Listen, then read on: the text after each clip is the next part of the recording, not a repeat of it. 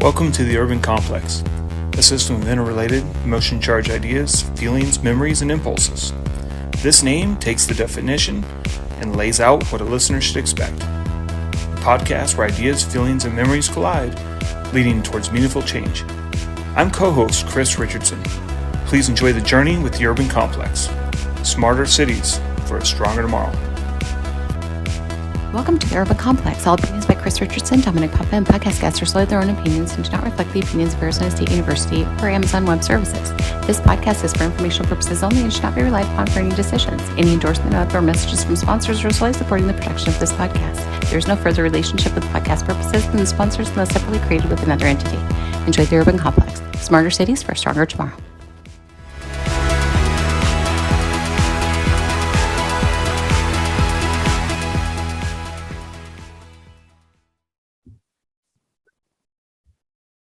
Hey, Dom, here we are again. What's top of mind for you?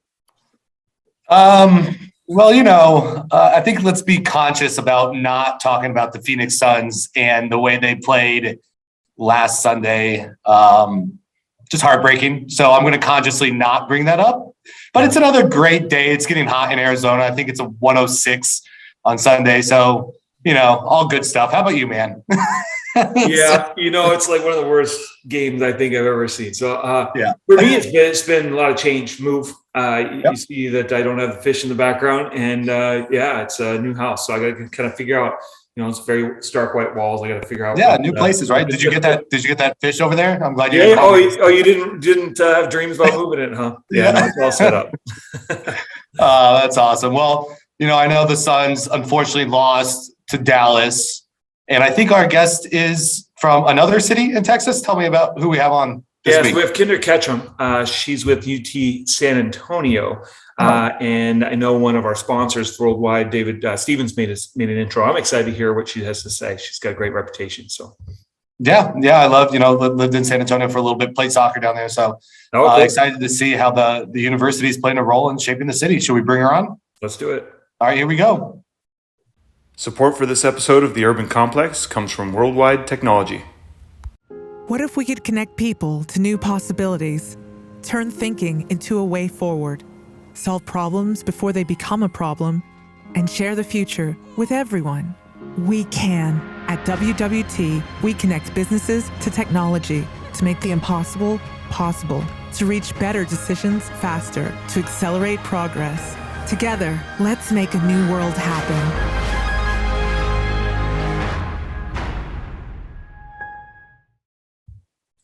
Hi, Kendra. Please let Dom and I give you a warm welcome to our podcast, The Urban Complex. Thanks for joining us. Yeah, thank you for having me. It's exciting. No problem. Well, we try to get our audience to know our guests pretty quick. So we just found it's best to start with some information about you. What do you want the audience to know about yourself as a person, your background, and we'll get to your role at UT San Antonio soon. So Perfect. So a little bit about me. Spent my first early years. I left high school in a small Weatherford, Texas town and joined the Navy and traveled across the world. And so I spent about almost 10 and a half years in the Navy, and took tours in Spain, and I was in Deer Desert, Shield, Desert Storm. So a lot of wartime activity that we were doing. And I was in the medical field. And so probably around the early 1996 timeframe, we were doing a lot of traveling and trying to understand patients that were in Italy and not have to travel from Spain to Italy to see them. And so we started looking at IP networks and telemedicine and how we could actually institute some type of telemedicine protocol to be able to see patients remotely. And I think that kicked off my technology mindset. I started very quickly. I was really interested in some of the CPT coding that we were doing in healthcare at the time, and it was all reliant upon systems and those integration of those systems to get some meaningful, information out of them. So that was an exciting time, but I did pivot directly out of the Navy and into higher education. And so for the last 26 years, I've been only in higher ed. And I went from a small private school in Ohio to a large state in Ohio as a Bowling Green State University, and solving just problems with operationalizing technology to really solve problems. And it was just a new mindset. I think at the time, DevOps, all of that stuff started kind of coming out. And, it was my passion lies in learning and providing opportunities for people who might not have an opportunity. I didn't go straight into college out of high school. I joined the military. My path is very non-traditional. And so I lay down my weight in that area, because the more people that we can get into and they learn and they grow and they get, skills and things that can go out to the local communities that they live in, and they can contribute positively. Right. And so at the end of the day, I don't have a single IT book on my bookshelf. I was looking. It's all people books. It's about relationships. It's about, sharing ideation. It's about, being a leader. And I think what I recognized very quickly, and why I stayed in higher ed, was that there was just this operational mindset of just get everything done. But there was not this leadership mindset, right? Okay. Tie it all together. Look at the bigger picture. What's the value that we're bringing? How can we partner with, the local city and state and local government? Things like that can offer opportunities for our students. And so that's where my passion is. And I was up at the University of North Texas system up in Denton. And I was there for a few years, did some transformational things there. And the biggest transformational thing, I thought it was interesting in this time and era, is laying down a really thoughtful data warehouse. And it turned more into decision science. It's not about the tech and the tools. It's about the decisions that leaders are making with the information that we're able to get together for them. So that is where I was like, oh, this is interesting. It's a problem and we can solve it in higher ed. Yeah, so it's great background and great context. Is there anything you want the audience to know about UT San Antonio or San Antonio as a city, or the role of VP technology as context before we dig into some specific? Absolutely. I'll be very brief on the context there for the role. They had a CIO, and the CIO reported through an academic unit, the provost office, and the academic portfolio really got all of the attention. But we also understand there's a business component to higher education that allows us to use meaningful data and systems to actually provide good resources back, capacity planning, all of those types of things, our financial management, all of those things lie in the business. And so they moved and made a new role. It's inaugural role. And so they created this vice president for information management and technology here at UTSA. And when I came down here, it was exciting. Number one, San Antonio is the 7th largest city in the US. I did not know that, and I'm from Texas, so it was kind of interesting when I learned that. But and it's a large geographic area. And if you were to ask me, at the time, did I realize about, really truly evident the digital divide is, you come down here and you start to see it very quickly. Between here and the Rio Grande Valley, right? The digital divide is real. People don't even have cell phones. So, things of which we're used to, they don't. And then I'll tell you, I was attracted to this role. It's a Hispanic serving institution. And they did not have their R1 status when I joined the team, but after we, worked very closely with research and all of the academic units to provide, all of the things we needed to do to get to that R1 space, we were there within 3 years. And so now we're in HSI R1, we're looking at NRUF, and all of these things matter because we get attention when our graduates can get through these programs and go out and really do game-changing things in industry, right? Sure. And so, that's how I ended up down here. I got recruited, came down, met the president, Dr. Taylor Amy, and I'm like, I want to work for this man. So we really did. The energy is what we need in to be effective change agents, right? And bring in change and change the culture and the systems and all of that stuff. It really takes a leader, not necessarily a techie, right? But I got my technical chops. I did have to come up through the ranks, So I think that's the difference, is that I was an engineer. I asked why a lot. And I think that's where, coming up here, we could really change this organization and just make our students' trajectory just invaluable. So that's a little bit about why I came down and what I love about San Antonio. I love San Antonio. I lived in Spain for 4 years while I was in the military, and the culture and the family, like familia, it resonates with me. So I was excited to join this family. That's awesome. Kendra. This is going to be great. Well, congrats on your recent success, and your background's phenomenal. I think your viewpoints are phenomenal. This is going to be a wonderful conversation. I'm really excited to have you on. So, the podcast itself is around smarter cities, for a stronger tomorrow.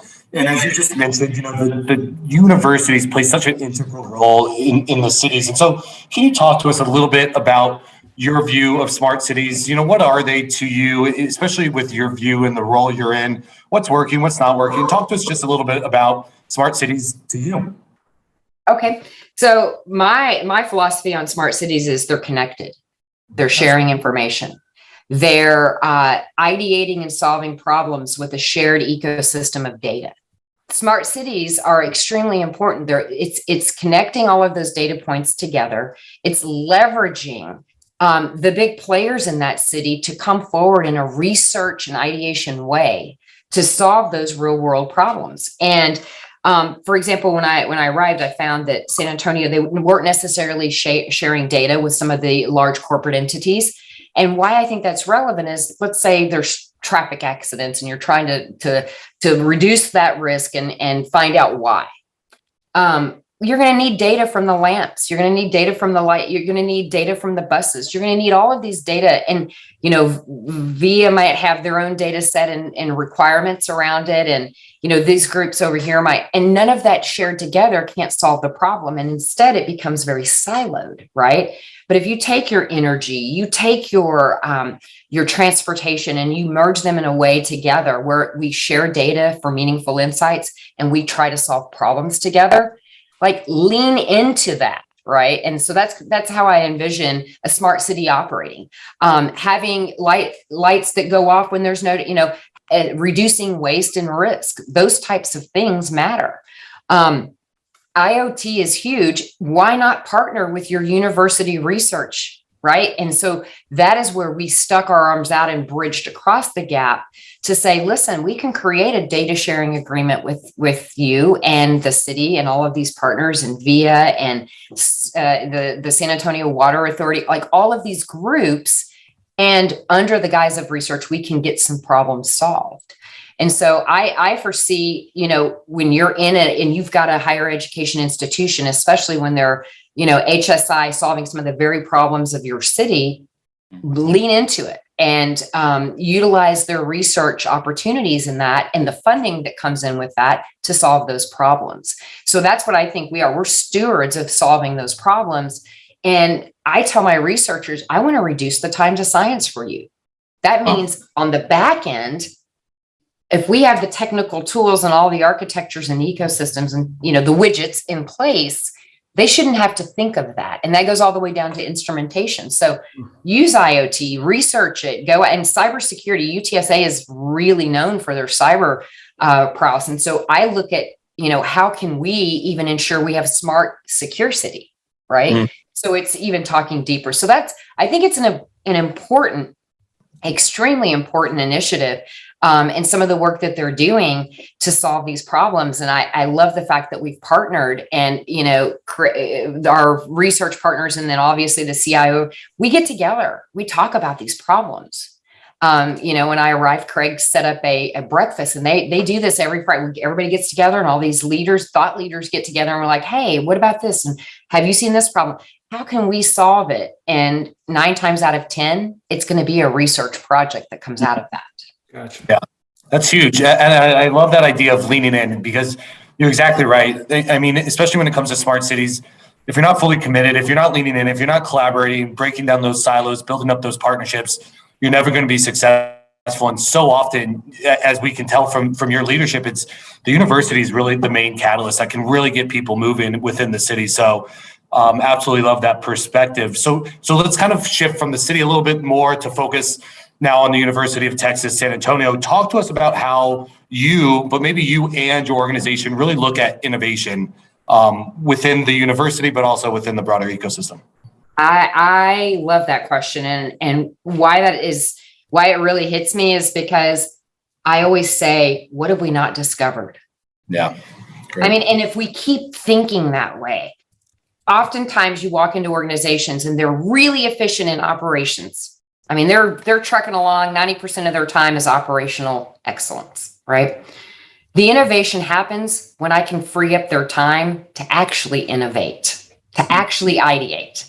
And I mean, if you've got all of these processes running and all of these things happening and you're efficient and you're 90% operations, the sweet spot is let's get that down to 60%. Let's utilize orchestration, automation. What can we do on the back end from a business process perspective to free up your time so you can innovate, so you can solve those real world problems? And I think that that's the differentiating factor is, and I laugh all the time because I use there's nothing sexy about operations. It works. You know, the lights, when they come on, they work and everyone's like, yay. No one celebrates that. It's when they don't work that you hear about it, right? True. Well, why do we want to commoditize IT, right? And make it that way so stepping forward into this uncomfortable space of change leadership and change management in an org, and how UTSA has a lot of these thought leaders setting the pace, but we still have a culture in the organization that isn't used to this. So things can run flat very quick, right? And so I came in, called it a digital transformation journey. And I said, it's going to take us 5 years to get there. And I'm going to be a realist about it. We're going to hit a few back steps, back, and then we're going to go forward one, and then we maybe go back 20. But what we learn during this process is invaluable. Yeah. The discovery and the learning and the engagement of that process is invaluable. So I do feel and being in this university, in this really climate of change, it is the leader's responsibility to bring everyone across the finish line, right? To have everyone working towards the common themes and goals. And so the very first thing I wanted to do is create a strategic plan for our division that aligned and had activities and capabilities that aligned to Taylor's vision of what he thought where we were headed. And so we put these themes out and we did some alignment to those themes, but it's more than just checking boxes. Oh, that's done. Oh, let's move on to the next, right? It's more than that. I call it every day. It takes this resilience, this tenacity, and some of these, galvanizing, like all of these things that you have to be able to do as a leader so that you get to that end goal of transformation, because it's really the business that transforms. IT just enables it. Right. Can you talk to that transformation initiative in terms of like what were you able to make happen for the business? What did you directly benefit? What value did they see, whether it was research, academic, or other? It was immediate, because I love to tell this story because I got handed a report. Great big company came in here. Everyone knows their names. They came in, they did this assessment, and they're like, here's this report and all the things that are broken. And when I arrived, that report was already a year old. Oh, wow. So, it didn't get better in a year. It actually probably got worse, right?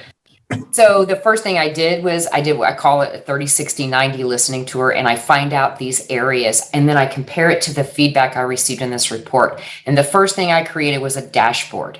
We needed governance. We needed to govern our portfolio. We needed to govern our capacity to do great, big, huge initiatives.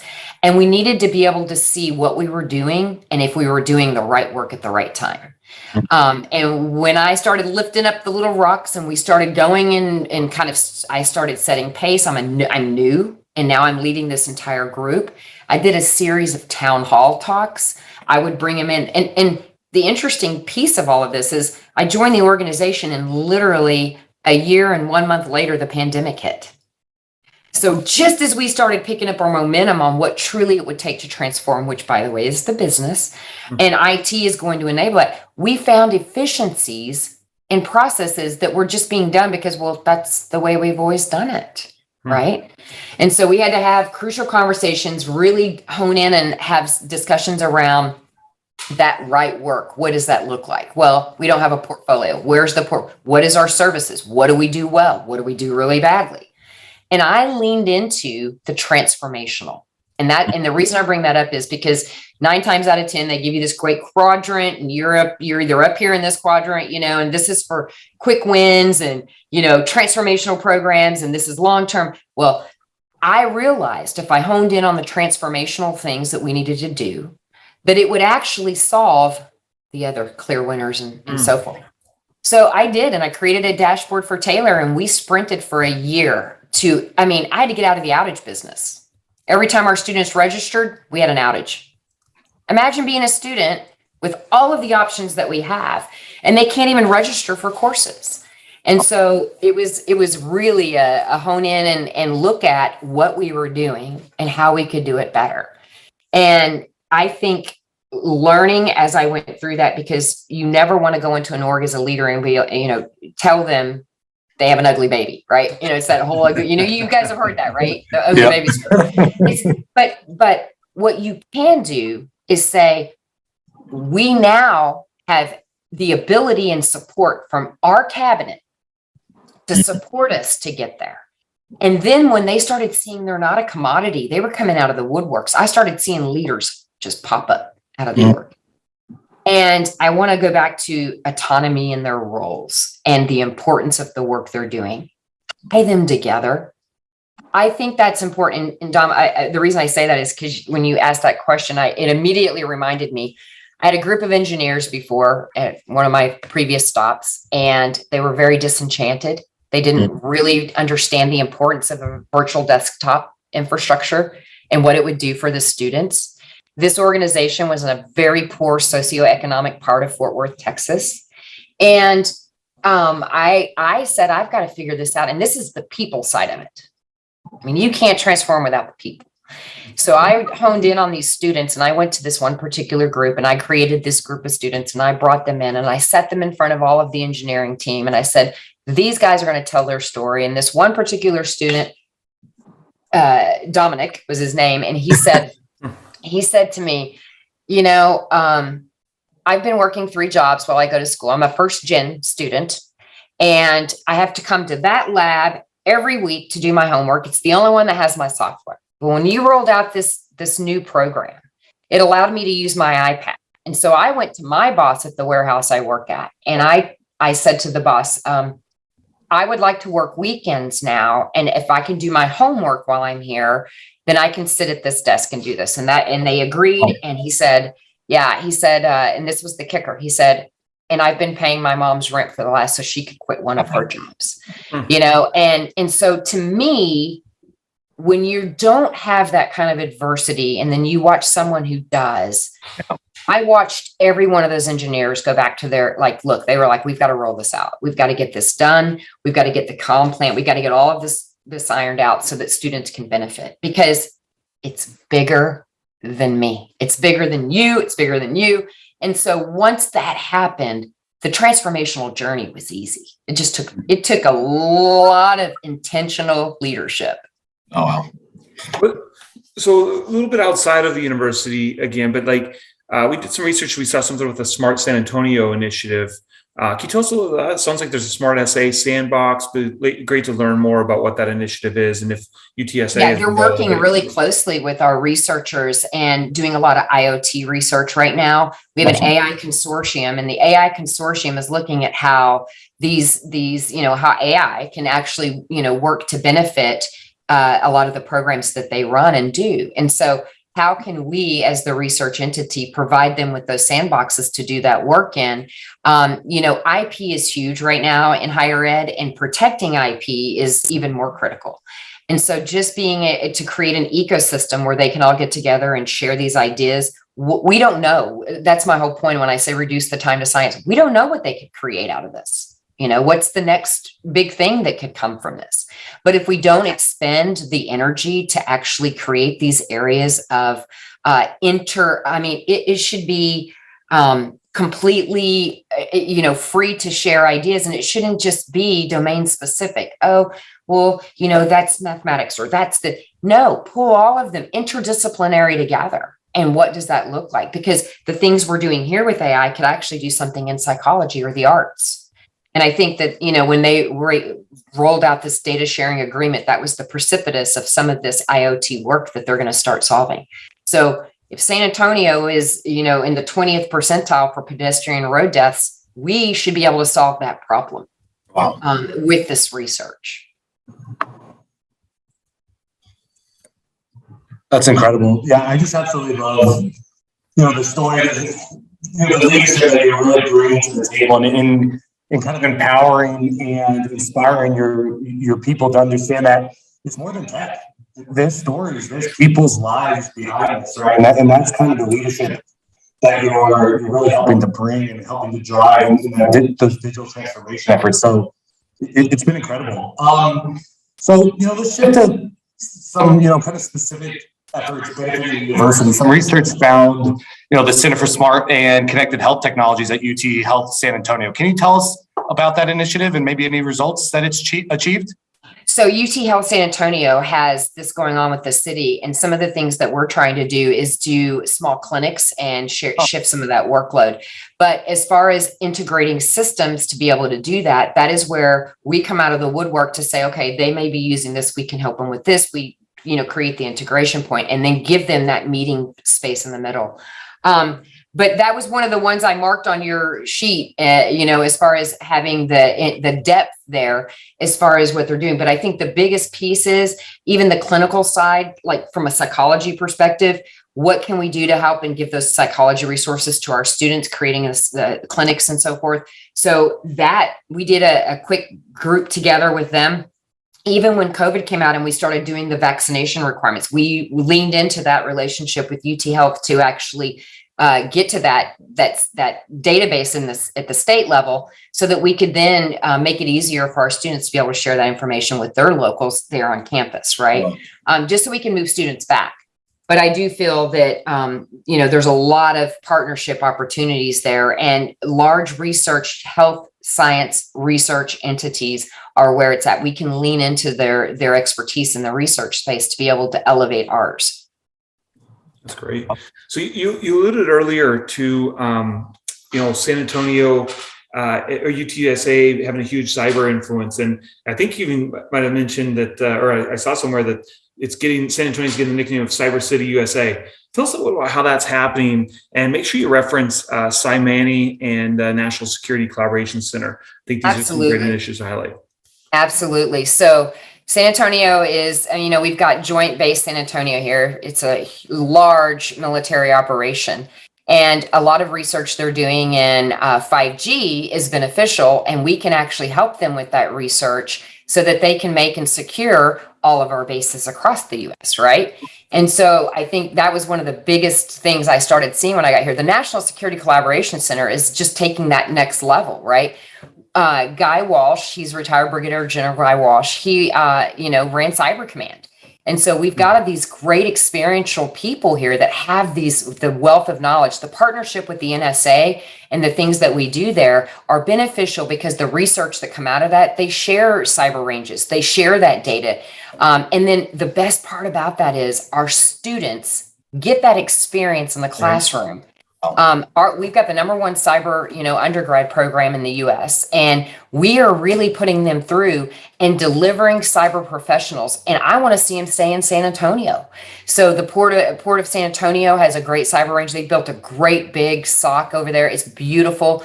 And how can we get our students to start feeding? And if we create a program that, they get the experience here. I have an internship program, and it's called the Ambassador Program. And we take our cyber students through our SOC, because we have a SOC as well, a Security Operations Center. And they get this experience and then they leave and they go out and they're like, oh, now we can do this. We actually use the same tools that you're using to do this in our SOC. So the monitoring, the control. And so I think it's those partnerships. And during my tenure, since I've been here, I've only been here 3 years,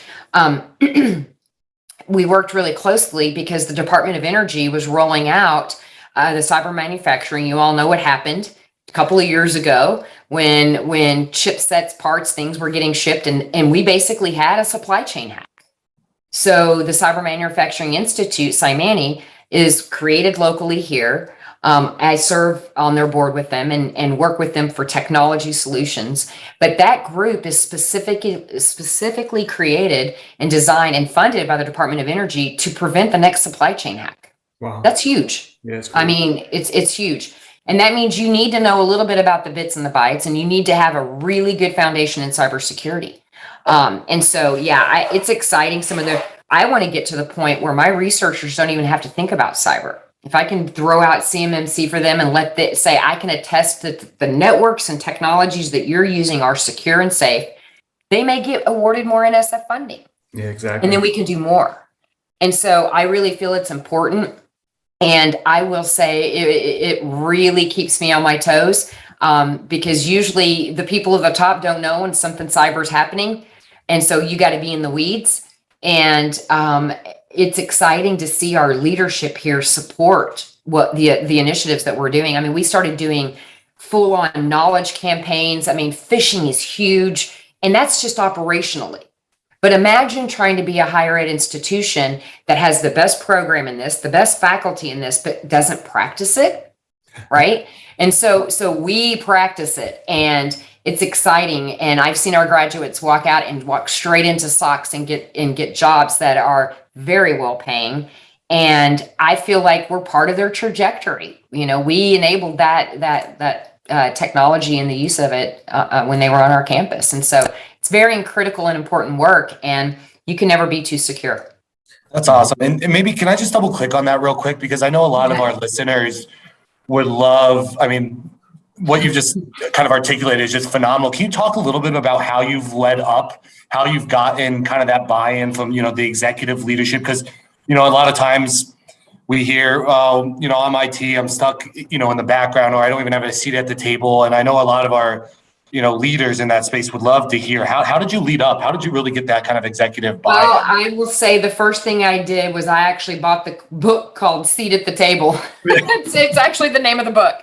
And because in that book, it gives you tangible things. I had to take the bits and the bytes out of the conversation. Like I couldn't go in there and do all kinds of techno babble. I mean, we have more abbreviations, and it was funny. My president actually told me once, he's like, y'all have more abbreviations than doctors. And I'm like, I know, it's IT. But what my goal is and my role is I'm supposed to translate that for them in terms like risk, exposure, outcomes, right? And I think that was the differentiator, was that my president cares about cybersecurity, that connective tissue to JBL and providing research and oversight and help, and NSA coming in and saying, hey, look, we want to partner with the Cybersecurity Collaboration Center. We do red team exercises, and Taylor, seeing the significance of what our students can leave here with, understands the importance of a cyber event. And so things like malware, you hear it all the time. Matter of fact, when I first arrived here, several entities in Texas had gotten exposed with ransomware. And so, and when presidents hear this, they immediately want to know, oh my gosh, this is scary. What would happen if it happened to us? So very first on, Taylor and I, we grabbed hands and said, this is our strategy for us to ensure we're educated. We run phishing simulation tests. We've got people afraid to even click on real links. It's so funny. I mean, it's like, we don't want to get too far, right? But it works in a way that we're communicating and sharing with them real processes that can help them, and not just, in a back office somewhere, like back office IT. Oh, everyone's scanning, let's put it in the. I give Taylor a cybersecurity awareness report every month. My CISO goes through, looks at, gets statistics. We blocked 190,000 of this. We did. And once we started biting that off in the language that the executives needed to speak in, and I referenced that book, Seat at the Table, it allowed them to understand the significance of our data. Our data is our money, and we got to do everything we can to protect it. And then, what about your image? What about your marketing and your branding?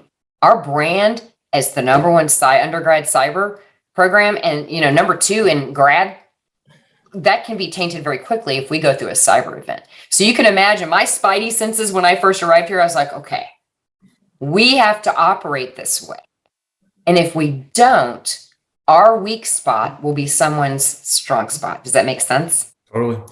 Also, it's great to hear the reference to Mark Schwartz in the Seat at the Table. He was a guest on the podcast about a year ago. Just FYI. Oh yeah, he's fantastic. I love his books. I have both of them. But yeah, Seat at the Table was the one that really honed in for me. Great. Well, we have a couple of standard questions as we kind of wrap up to a close. What can we do to help you do more? Maybe it's someone listening to your response or some connection we can make. Tell us what's on your mind with that. I want to see educational opportunities for all, right? I want to see that one person who thought, well, I can't do this. I'm first gen, my family, I don't have the funding. I can't, for opportunities to close those gaps and share with them. And then I'll also mention, and this is important, I'm a woman in this seat. Okay. And being a woman in this seat means I have a very large role and responsibility to ensure I communicate to other women and young girls and 6th through 10th grade. So they know, go to the sciences, go to STEM, look at these things. You can as well do this. Right. And so I think that would be, getting that out there, getting our message out there.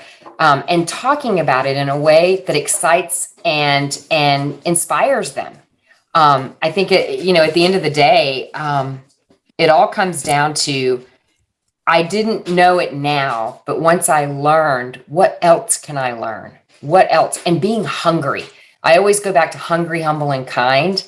And so bringing students in, finding opportunities. Like, I would love to see some of our media students be able to come on your podcast sometime and like, hey, this is how a podcast is ran. This is really cool. And how do we do that if we want to actually go out and create our own, that entrepreneurial mindset. So I think those are the ways that, you can bridge that gap. And that's why I do these things, is because I want other, students to know you don't have to be a traditional student to make that success. You don't have to, it does. There's no sticky tape that says that only this is going to do this, right? And so I'm first gen as myself. And so I think it's important to always lean into that, because that's where we're going to transform and change society. Well, if they were listening, they definitely see a natural. You definitely are comfortable with telling the story. This is great.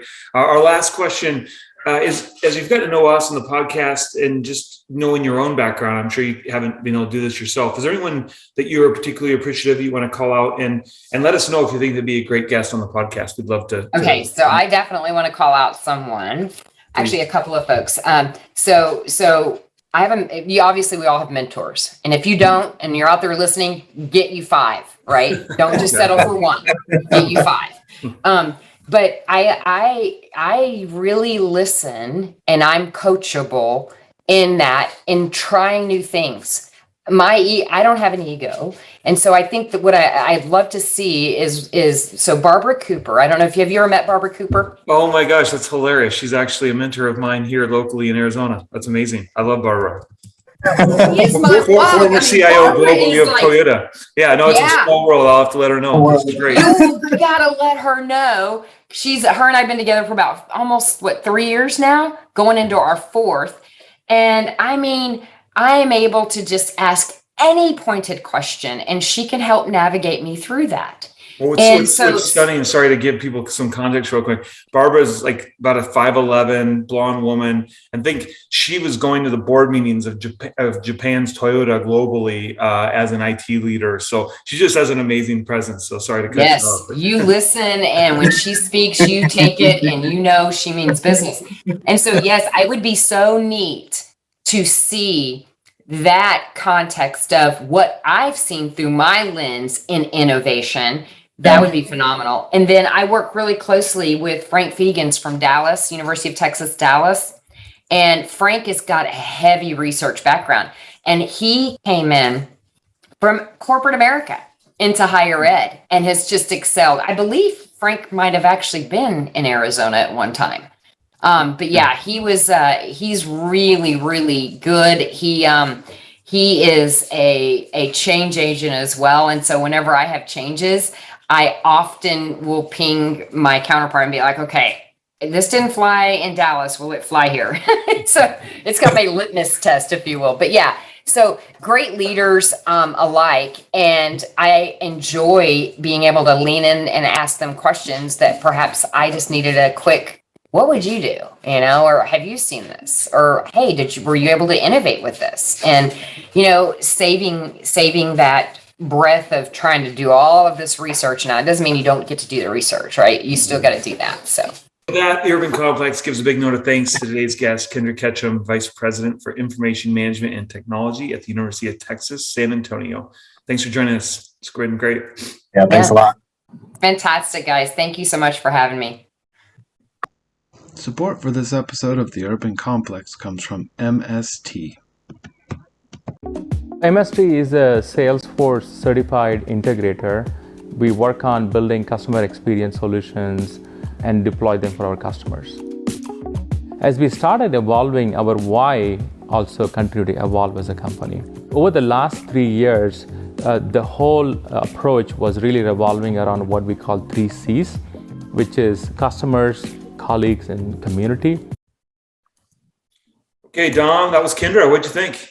Yeah, awesome. I mean, what a great example and story of leadership, right? I mean, she really inspired me just listening to that conversation. But I think, a couple of main things that I want to highlight here. And, I love the way from the university's perspective, she really sees her role in the smart city space as leaning in, right? And doing what she can to really help drive collaboration across sectors within the city of San Antonio, right? I mean, how many times did she say lean in and break down those silos, build up the partnerships, right? And so I love that idea because oftentimes it's difficult for the city to do it. It's difficult maybe for, one private company to do it. But the university with its presence and its brand of innovation, its brand of research, it can really play that leadership role. But oftentimes it chooses not to, right? It chooses to stay within the boundaries of its campus and not really proactively engage the cities and help drive that sort of collaboration that's needed to solve the challenges. And so it was so refreshing, and you can see the passion she has for it when she talks, to see that kind of leadership coming from the university. And because she was right. I mean, I think she mentioned, ultimately all of these challenges, there's going to be some research needed to solve them, or they probably would have already been solved before. So I love that idea of, the taking the mantle of leading and leaning into these sorts of smart city efforts and throwing the university and its research and its innovation weight around. I found that really amazing. And then maybe the other thing is just, her understanding as well. She, mentioned Mark and his book and having the seat at the table, but, that takes a special kind of leader to understand, how do I need to change my message to make it appealing or make it effective for those that might be above me, right? And so she knew she can't speak what tech speak or how she called it, right? She had to really put it, the tech part of it, the bits and bytes, and put it in the language of the executive leadership. And I think that's where I see a lot of not only technology leaders, but also technology companies fail because we get in these situations and they talk tech, right? Instead of talking about the people, the process, talking about what matters to these decision makers, they want to talk bits and bytes, and you end up losing people before you can even really solve anything challenging. So I really appreciated her candor about, hey, I know I'm in the tech space. I know I'm on the tech team, but I got to be able to communicate in business outcomes for my leadership, right? Risk, and stuff like that.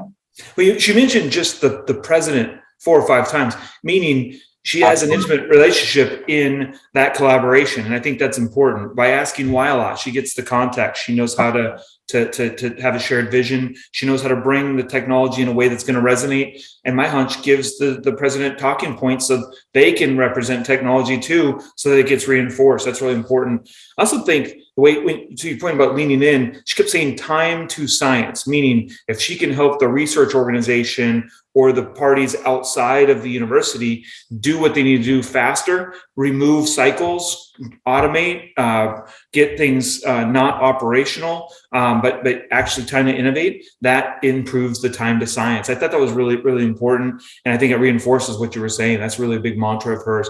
And you can tell she walks the talk. She wants to engage. She wants to educate. She wants people with a culture of curiosity. They're going to keep learning all their lives. And here she is. She's 26 years in higher education doing that. So definitely knows what she's doing. Yeah, it's incredible. I'm really excited to see where she takes UTSA. I mean, I think with her kind of leadership and that like pedigree that she talks about in cyber, I mean, it's. Well, yeah, I mean, what a huge thing to build off of. I had no idea, first of all, that San Antonio was the seventh largest city in the nation. I've also seen that San Antonio is one of the up and coming smart cities to watch. And if they have a cyber program too, and then can embed that with the partnership with UTSA, what a great partnership there. That's awesome. Yeah, so I will have to keep her close so that way we can follow up with and see what she's doing a little bit down the road. For sure. Great. So should we pivot to cracks in the pavement? What do you have for us this week? Let's do it. I see one, as we're breaking hundreds here in Phoenix, it's definitely relative to us. It says citizen scientists help track urban heat in 14 U.S. communities.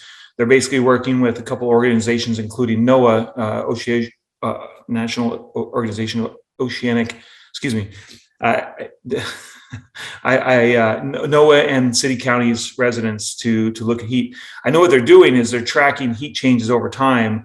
And one of the things they've seen, and I know Arizona has done quite well, especially downtown, is start to increase tree canopy to make sure it's not reflective off and absorbing into the concrete, plus giving citizens a place to walk. I know that's so critical there.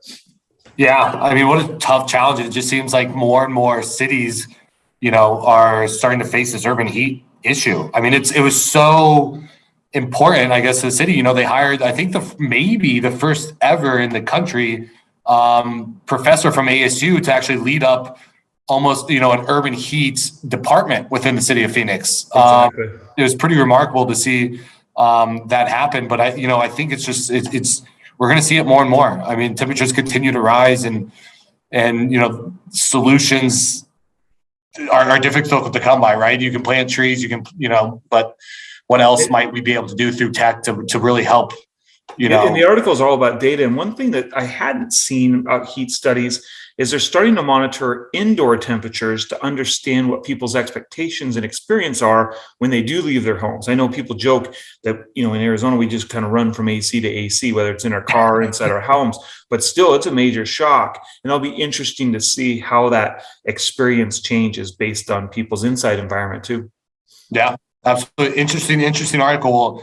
We'll be sure to post it. And if anyone has any good, urban heat island stories or solutions or efforts, reach out, let us know. Maybe we'll have you on the show to talk about your story and make a podcast out of it. Sounds good. Till next time. Thanks, everyone. Awesome. Thank you. Thanks for listening to The Urban Complex. Smarter cities for a stronger tomorrow. Please find us on where you listen, Apple Podcasts, Spotify, or YouTube. We do love your feedback. Let us know if you have ideas for guests or questions to air on Cracks in the Pavement via social media. The Urban Complex is found on LinkedIn, Facebook, and Twitter. Or just shoot me an email, chris@theurbancomplex.com.